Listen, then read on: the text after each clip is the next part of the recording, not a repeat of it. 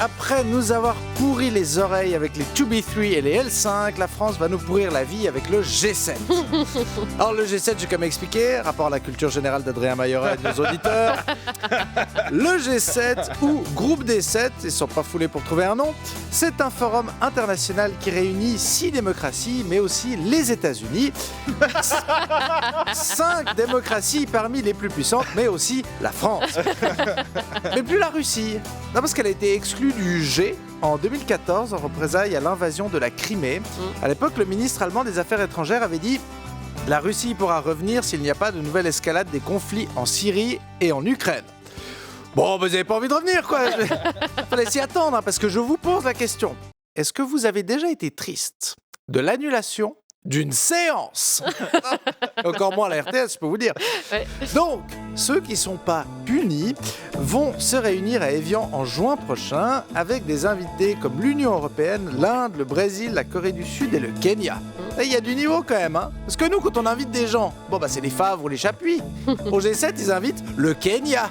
Tu fais quoi à manger quand t'invites le Kenya, hein? Je sais pas, mais en tout cas, tu confies pas la tâche à l'Angleterre, hein.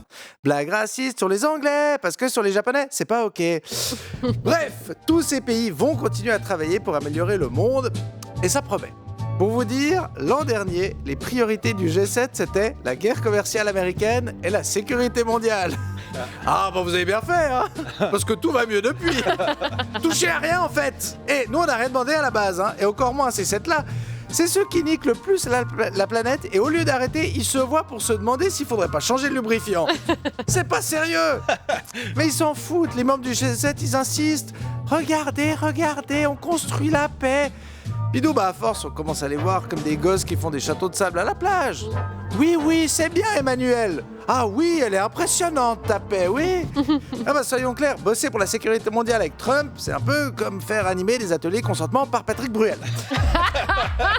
Et donc, comme pour les concerts de Patrick, il y a plein de gens qui sont pas contents de la tenue de ce sommet, ce qui nous toucherait une délégation sans secouer l'autre, si le G7 n'avait pas lieu à Évian, soit juste à côté de la Suisse. De nouveau, on n'a rien demandé et on va devoir sécuriser la moitié de la combine.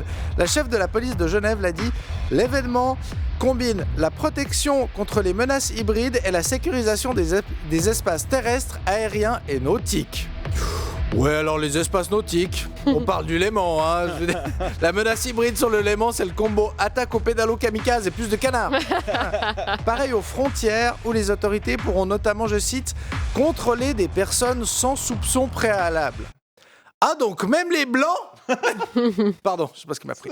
Donc, pour la Suisse, le G7, c'est pas un sommet, c'est une prise d'otage. Avec toutes ces manifestations altermondialistes qui vont détruire des vitrines. Je veux dire, ils pouvaient pas faire ça à Dunkerque. Ça a déjà l'air vandalisé. Et Évian, c'est pas non plus comme c'était génial. Genre, le premier truc que tu fais à Évian, c'est chercher quoi faire à Évian. Hein? Et quand tu demandes à Google, il te propose d'aller visiter Lausanne. Mais non. L'attraction numéro 1 d'Évian, c'est même pas Évian. Ah, ça va être épique ce G7 pour la Suisse. La preuve, ça n'a pas commencé, que c'est déjà le boxon à Genève. Avec les négociations entre les autorités et la coalition No G7, toujours aucun effort sur les noms. L'enjeu, c'est de savoir si la manifestation du 14 juin pourra passer sur le pont du Mont Blanc. Le Conseil d'État a dit non. Et les No G7 ont dit « on veut la photo sur le pont ». Et si jamais il faut dire à la police de prévoir des Toblerones, hein, parce qu'apparemment, c'est pas des altermondialistes qui manifestent, mais des touristes japonais. Le Conseil d'État a aussi interdit l'installation d'un camping et d'un village alternatif anti-G7. Et là, alors bon, je crois que vous avez compris, je ne suis pas particulièrement pro-G7. Mais est-ce que vraiment, on est obligé de manifester en faisant du camping dans un village alternatif? Non mais, autant je suis d'accord que le capitalisme essaye de nous vendre des trucs inutiles. Autant il me semble que les murs, c'est pas une invention surcotée, quoi. En plus, le camping, c'est pas pratique à partir de 6h du mat. T'as chaud, tu transpires, t'as le poignet qui gonfle sur la Rolex. On parle pas assez des vrais problèmes dans ce G7. Non, franchement, on pourrait pas s'y opposer dans un hôtel. Ou au moins un resto. Moi, j'aime bien les étoiles et Michelin. Et puis, à Évian, il y a les fresques. Et ça tombe bien, c'est dans le même hôtel que le sommet. On pourrait manifester notre colère dans le restaurant tous ensemble.